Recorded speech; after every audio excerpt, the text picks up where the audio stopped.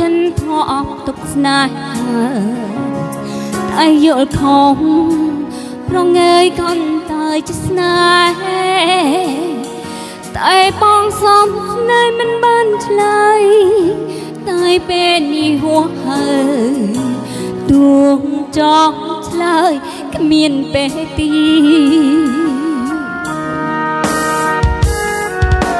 ព្រោះមិនអោយតម្លៃវេលាពេលបានបងទើបដឹងវេទនាចិនកា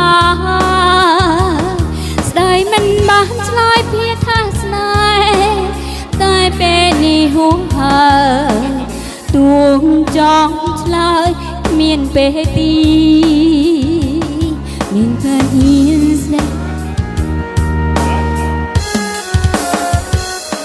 ពេលវេលាអើយតាអ្នកអាចអកាងខ្ញុំដងបានទេមកស្រ័យចិនស្មោស្ដាយណាស់មិនបានសាបតីស្នេហ៍ចង់ប្រាំបងថាឲ្យលើក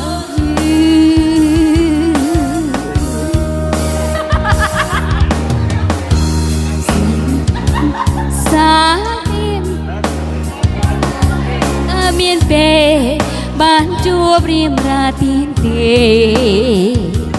បើបងបានសារពីក្តីស្នេហ៍រយញ៉ាំ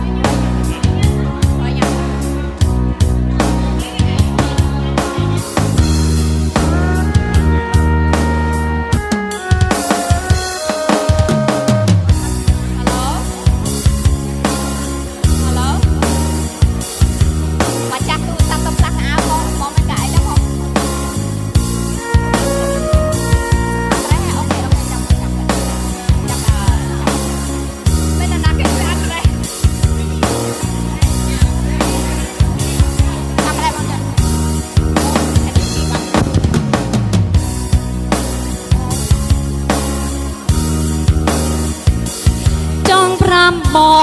ងថា I love you គេថាបងអើយ